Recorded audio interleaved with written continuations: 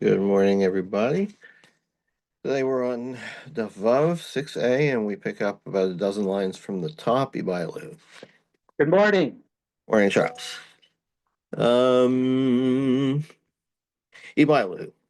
Shlosha Yamim. So going back to the Mishnah said 3 days before the idolatrous holiday, you can't do business with idolaters. Um, so what's 3 days? Hein ve'edehen, odil mehen below edehen. In other words, does the 3 days include the holiday and the 2 days before, or does it not include the holiday itself and it's the 3 days before?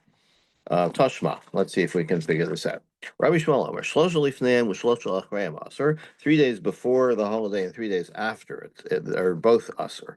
Isal gadata chen ve'edein. Now, if you think that now what he's doing here, oddly enough, is he's assuming that Shlosha achrayim does not include the holiday. Okay, and so he's gonna say by extension or by to be parallel, the 3 days before also does not include the holiday. The obvious objection will come in a minute. And if you think that it means the 3 days, including the holiday itself, so Rabbi Shmuel Yom Eidem Chashulu Meikara of Chashulu Lebasof. So could he? Is it possible that Rabbi Shmuel counts the day itself with the preceding days and also with the ending days? In other words, if it's a 1 day holiday, don't count them both. Which is actually a bit of a better question than I said. Don't count them both. If the 3 days includes the holiday itself, then the 3 days after would be like the 3 days after. So more answers. So therefore, if we're going to stay parallel, it must mean 3 days really before the holiday, not including it, and 3 days after it, not including the holiday, and then it'll be parallel. So the more answers, I did a ton of shlosha lifneim. So really, the count of the 3 days includes the holiday itself. And he could have said, to be accurate, he could have said the 3 days before, meaning including the holiday and the 2 days after, and then it would be parallel, right?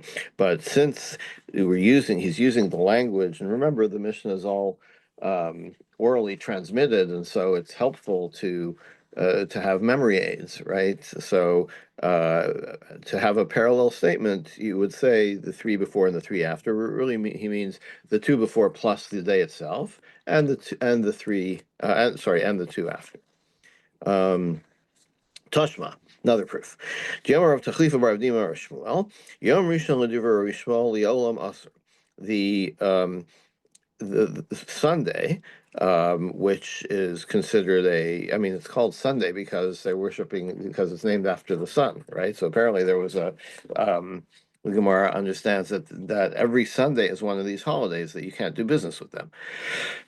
Now, if you think that the 3 days includes the Sunday itself, then Haika Arba, Vachamisha Dashari. So then, Sunday, Monday, and Tuesday is no good, and Friday, Saturday, and Sunday is no good, but you still have Wednesday and Thursday. Um, so, um, so when he says Olam Asur, that means what he's saying is you can never do business with these idol worshippers who celebrate Sunday as a holiday. But if it's only 2 days before and the day itself, then actually why can't you do business with them on Wednesday and Thursday, right? I understand Sunday, Monday, and Tuesday. I understand Friday, Saturday, and Sunday. All right, if we're saying it's 2 plus the day, then Wednesday and Thursday should be okay. So it must Because be. Steinsaltz amends this probably to the uncensored version where he uses the term notsrim, which Uh-huh. the Koran translates as Christians, Uh-huh. which makes Okay. a lot of sense. Right. Although it's a little troublesome for Tosfos, right? Although Right. But yeah. But yeah, I guess the Tosfos felt that Bali Tosfos felt that maybe Christianity over 1,000 years had transformed somewhat, which it certainly did. Yeah. Um, so okay, so Gemara says, "I'll leave it." Rabbi Shmuel Vayli. All right. So according to Rabbi Shmuel, you're right. Clearly, the 3 days means 3 days plus the holiday itself, and therefore the whole week is no good. Dehain bloy dan. Kikom violate, but what am I asking? When I ask, does it mean 2 days before and the day, or 3 days before? Aliba de Rabban. I'm asking according to the other opinion, not like Rabbi Shmuel. What do they say? Amar Ravina. Tashma, let's prove it from here. Here are the names of these holidays: Kalenda, Starnura, which maybe is Saturnalia, um, Ukratesim, and whatever that is. Steinzel shed any light on what these are? Okay. I don't see anything. V'amar of Chanin He bar doesn't Rava. translate it. V'amar of Chanin bar Rava. Kalenda. What is kalenda? Shmona yomim achar tkufa. 8 days after the winter solstice, so Christmas time, basically. Saturnia. Shmona yomim lifnei tkufa. 8 days before the winter solstice. So that must have been quite the fun time in December. 8 days before the solstice and 8 days after the solstice, they had these festivals. V'simanach, and how do you remember this? Achar v'kedem sartani. Later and earlier you form me. So the later one, the one that's mentioned second in the Mishnah, later in the Mishnah, actually Saturnia actually comes before the solstice, and the one that's mentioned earlier in the Mishnah, Kalenda, comes after the solstice. And now, if you say that the holiday itself is part of the count, Asarahavu, then there's 10 days, not 3 days, right? Because then each holiday is 8 days long, and the 2 day, if you count before the 2 days, then it should be 10, not 8. So my answer is Tana Kule Kalenda Chad Yoma Hu Chashiv, like, because it's a Yom Arichta situation, like we sometimes say about Rosh Hashanah, that it's 2 days, but it's like one day. Kalenda is like considered like one long day. And when I'm saying 3 days, I mean the festival itself, which by the way is 8 real days, and the 2 days before. Amar Avashi Tashma, I can prove that to you. I can prove it to you from here. Lifnei Eden Shalodei Chachamim Shlosh Yamim. This Mishnah says you can't sell to the Avodah Kachavim 3 days before the holiday. And if you think it means that the three includes the holiday itself, Lifnei Eden Shalodei Kachavim Shlosh Yamim. It should have phrased it as fault. Is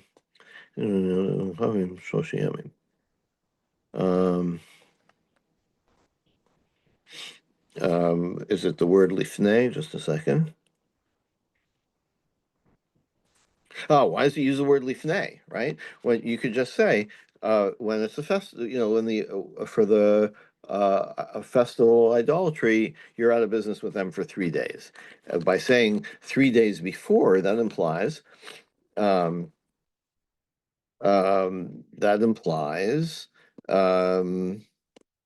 the 3 days apart from the holiday itself. So our answer is and you might answer, why does it say lifnei? Because we're specifically excluding afterwards, right? So there's two different rules here, and we're saying no, it's just the before the festival that we're forbidding, but not after, and that's why it emphasizes the word lifnei. Then lifnei edom shalom dekochavim shloshiyamim lifneim. So the word lifnei is in the wrong place, right? You could say, when can you not do business with the idolaters? 3 days before, right? By saying 3 days before you can't do it with idolaters, somehow the Gemara understands that that has the other meaning. El shmami no hein below dain. So this is a proof. That ultimately, is the proof that it's 3 days, not including the festival itself. Shmami no. The Gemara is happy with that. Steinsaltz says has a report from Rambam that this applies only in the land of Israel, Oh yeah, that's interesting. and that the Christians are definitely idol worshippers. Yeah, Interesting. In Rambam's time, he was trying to get the Christians out of the land of Israel. why do you suppose that it would be only in the land of Israel? I have no idea. I'll have to go look up that Rambam. Okay, interesting. Okay, let's go on. I'll They ask. check it out and report tomorrow. Okay, thank you. Mishum Harvacha is the reason for forbidding doing this business before the holiday. Is it because of the profit that the idolater is making, and he's going to use that for his avodah zarah? Adilma Mishum B'lifnei Iver Lo Titei Mikshal. Or maybe it's not that you're that he's going to use the money for oh, 1 second. No. I got that wrong. Mishum harvacha means that he's going to be the idolater is going to be very satisfied. He's going to be so happy. He's going to say, "Thank God I did business with that Jew." Right? So he will be mentioning or thanking his God, his idolatrous God, because of the deal that you did with him. Maybe that's the reason. Or maybe we don't want to be involved in provide in any way, like you provide an animal to this guy and he's going to use it for Avodah Zarah, which we believe is forbidden. So is it because he's going to thank his God, or he's actually going to use your animal for Avodah Zarah? L'mainach Kaminas. Kumar says, who cares? What's the difference? The Islay behema l'didei. The difference is if he already has his own animal, Iyamar mishum arvacha, if you say because he's going to say, thank God, hakam arvachle, then um, then it doesn't matter that he has another animal. If he figures he got a good deal from the Jew, he's going to thank God anyway. But but if you say because you don't want your animal to be involved in this avodah zarah, maybe it won't be your animal. Maybe he's going to use the other one. He already has an animal, so you're not facilitating his doing the avodah zarah. And even if he does do it, he might not even be using your animal. So the Gemara says, wait a minute, if he has, aren't you still being over on making him, giving him the opportunity to sin? Vatanya, we have a similar case in the Mishnah, a Brayta, Amar B'Nasan. How do you know that you shouldn't pour some wine for a Nazir? Nazir is not allowed to drink wine. Don't give him a cup of wine in his hand. Or anyone who's a ben Noach is not allowed to eat Aver Minachai, a piece of an animal that's still alive. So don't put it in his hand. Don't give it to him. Why? How do you know? So here in our brayso the chiloya vinanle shakil, right? You're sitting at the table. The Nazir wants wine. It's right. He's not supposed to. If you don't pour it for him, he'll pour it himself, right? Still, we're saying by you pouring for it, you're enabling him. You're making him. You're over on lifnei iver. So the same would apply to selling an animal to the idolater. Okay, so he has his own animal, but still, you're selling him an animal that he might use. It's akin to pouring wine for the Nazir. Whereas there's Hachamayaskinan, the Koi Bisre Ivrei Nara, where um, where there's two opposite sides of the river. Okay, so and there's no ferry or bridge, right? So yes, he may have another animal, but it's not accessible to him. So you sell him the animal here today, then he's definitely going to use your animal. He may have owned another animal, but if it's not accessible, that's when you're over lifnei iver.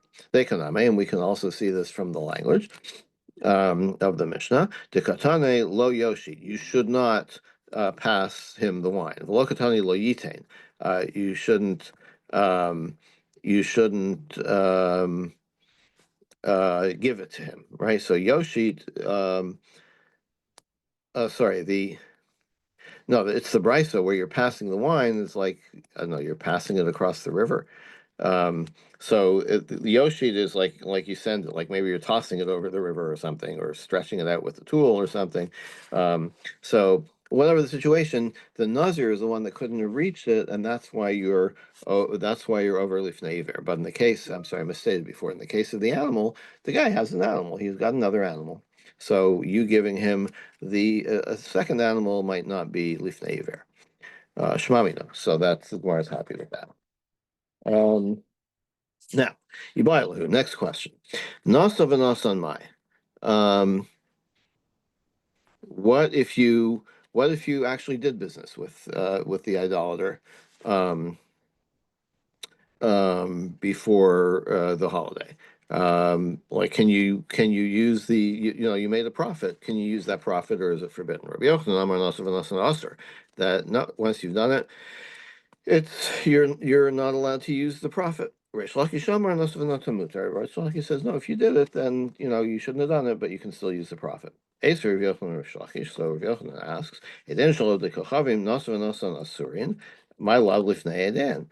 There's a brisa that says about the holidays of the Ovdei Kochavim, you're forbidden to use the proceeds of business you do with them. So, isn't this what we're talking about? The 3 days before? So where answer is low, not necessarily a day and davka. No, when can you not use the profits when you do business with them on the holiday itself? But if you do business on the days before the holiday, that's not as severe, and you shouldn't have done it, but you can still use the profits.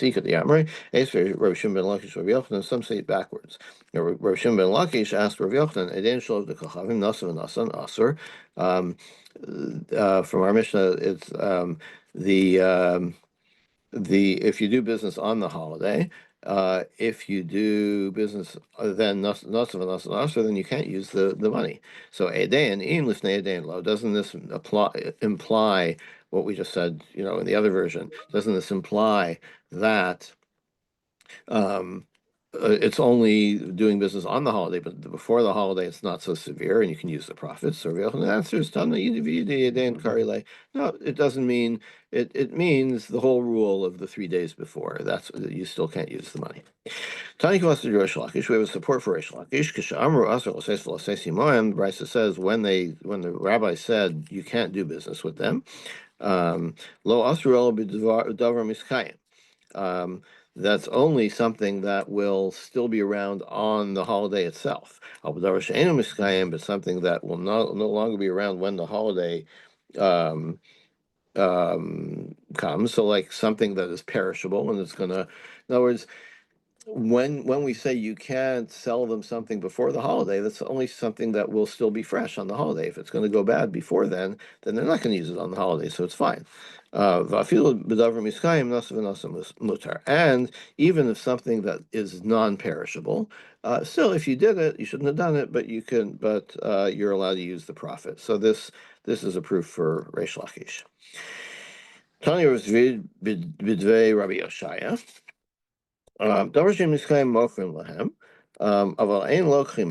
Something that is perishable, you can sell to them, but you can't buy them, because if you buy it from them, you're giving them money, and the money they can use for the holiday. Haumina, there was a heretic. The Shadar le dinar kesar na Rabbi Yehuda Nasiya. He sent some money to Rabbi Yehuda the Nasi. Biomedo, on his holiday, on the idolatrous holiday. Haviyasa Rish Lakish Kamei, Rish Lakish was sitting there, Amar, and he said, Hey Chiyavid, what am I supposed to do with this? Ashkale, if I take it, Azulumoda, then he's gonna thank God, that I, the Nasi, accepted this gift from him, and he's gonna be happy about it, and he's gonna include that in his prayers to Avodah Zarah. Lo Ashlei, but if I don't take the gift, Havleeva, then we have a problem that he's going to resent me. And that's something the Gemara tries to avoid, whether it's for personal safety or whether it's for safety of the community. But we don't want to antagonize people if it's not absolutely necessary. Rish Lakish says, take the coin and toss it over your shoulder, toss it into the garbage while he's watching. Amari said, "Kol shekain havileva." And he's really going to be insulted, right? And take his gift. Yeah, very nice. You took the gift and you threw it in the garbage. That's really insulting.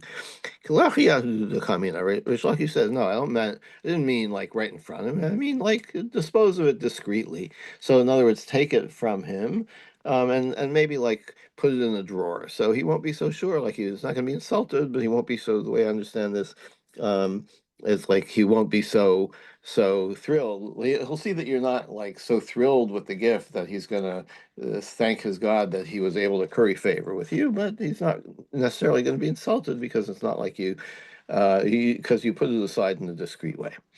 Now, That was next, about the time that the Roman Empire was coming up with new coins in order to deprecate the currency to yeah, pay for their monstrous military. uh-huh. So that's So why it that's would why have it's been, referring to a dinar kesarna. Right, probably one of the new coins that had less silver. Uh-huh. Okay. Now, next thing in the mission was Lashila and V'lishal Mehem. You can't lend them things or borrow from them before the holiday. Bishlam Lashila, and I understand you can't lend it to them, Dava Marvachlu, because they're going to be happy that they were able to borrow this, and then they'll thank their God. Avalishal Mehem, but why can't you borrow from them? Ma'ute Kamailahu. It's like if I borrow from you, then that is it's good for me, and it's not good for you. Now you don't have use of the thing while I'm borrowing it. So what are you going to thank God for? No, because we're just forbidding everything, all loans of things, because we don't want you to get confused. We're just saying, like, don't be dealing with these idolaters before the holiday. No loans, no borrowing either way.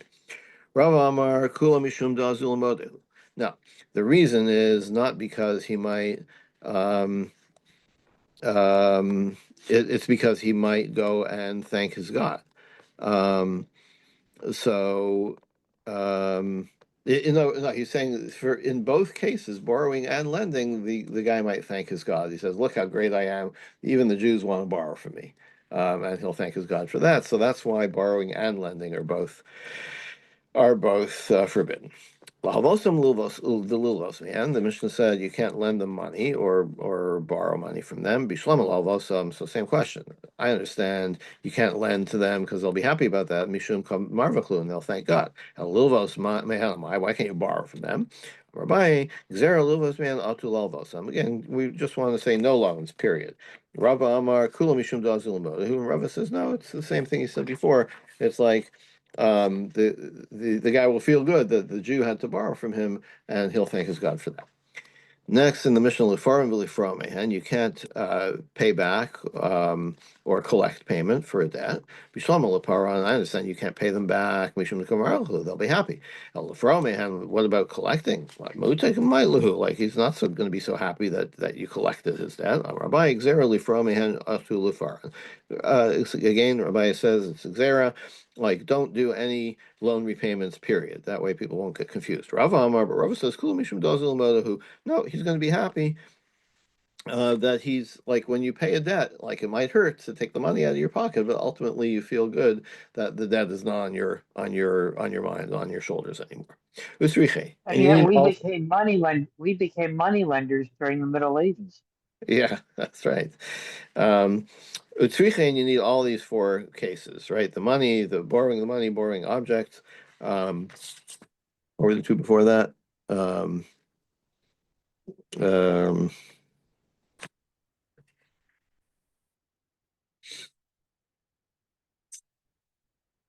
Oh yeah, those are two. Like borrowing and lending, both objects and money. That's four cases. Why you need all four? Ditan, let's say Simon, if he only says you can't do business with them, Mishum Nikom Marvachlu Vazil Moda.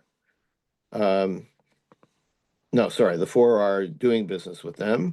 So you can't I would if it only is if the mission only said don't do business with them. I would have thought Mishum to come Marvachlu Vazilamoda because he's going to go thank his God. Avalishalman, but to borrow him, Shapardami, but maybe it'd be okay to borrow from them. Vitan Alishalman, and if the mission had said you can't borrow Mishum de Chashivale Milsa, because I might think that it's like he feels good that the Jew has to borrow from him of a Lilvos man, but to borrow money from the idol worshiper, Sarbiel Islay. Um, the guy just thinks it makes him feel bad. You might say it makes him feel bad. Amar Tuvlo Hadre I'm never going to see that money again, right? So he might not be so happy and thanking his God that he was able to lend money to the Jew. So the Mishnah says, no, we don't say that, and we say he might be happy that you were forced to borrow from him.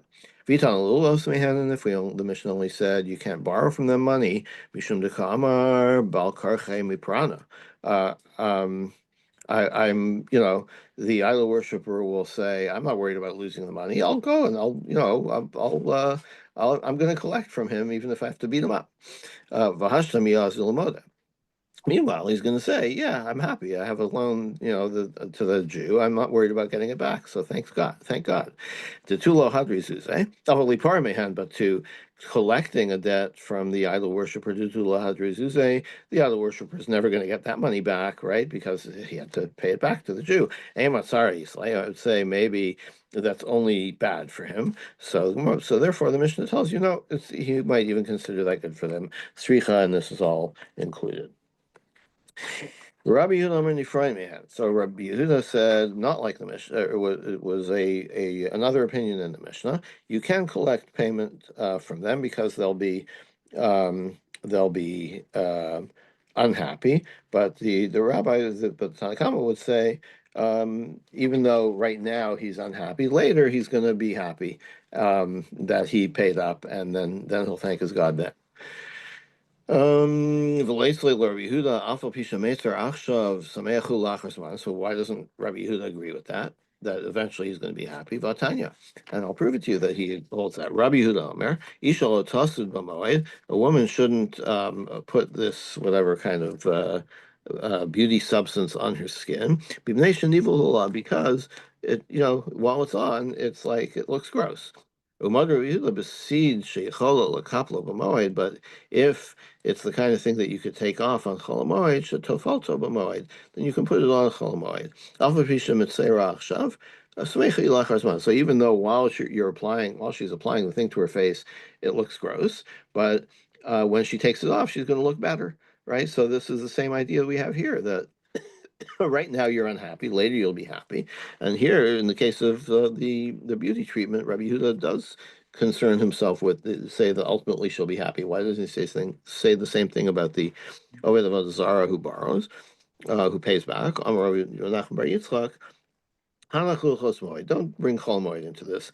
Dekulu Meitzer Achshav Simcha Hasman. Anything you do on Chol Moed, it's like hard work now, but you're going to profit from it. You're not plowing your field for fun, or to torture yourself. You're doing it because even though it's hard work now, you're gonna get results from it later on. So don't tell me from Chol Moed, because everything on Chol Moed, there wouldn't be any malacha forbidden on Chol Moed if you took that approach. Amar Menachem bar Yitzchak, sorry, I just said that. Ravina answers differently. Ovid Kochavim, Linyan Piron, Liola Meitzar. When it comes to Ovid Kochavim, he's always going to be unhappy about repaying his loan. And so he's never going to be happy about it.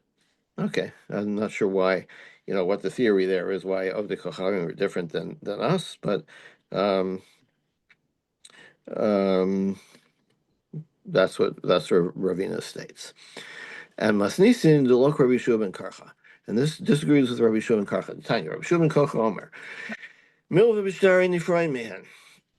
You can't collect a loan that has a contract, a written document supporting the loan, that you cannot collect. Milva pen nifrei mehen, but a verbal loan with no supporting proof, mipnei shu kamatsu miyadam, because in that case it's like, if you can collect today, you should collect today, because tomorrow he might say, you know what, show me proof that I borrowed from you.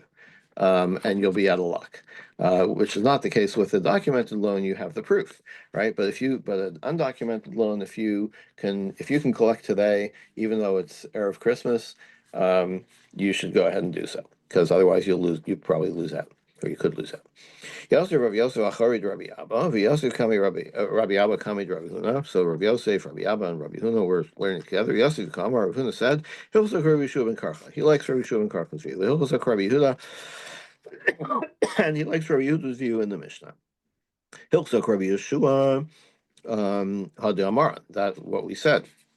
That it depends if it's a documented loan or not. Rabbi Yehuda, when he said the halach is like Rabbi Yehuda, Ditznan, it's a different Mishnah we're talking about. Hanosin Semer L'tzaba, if you give wool to someone to die, Litzvolo Adam, to dye it red, it's so Shachar, and he did it wrong, he dyed it black.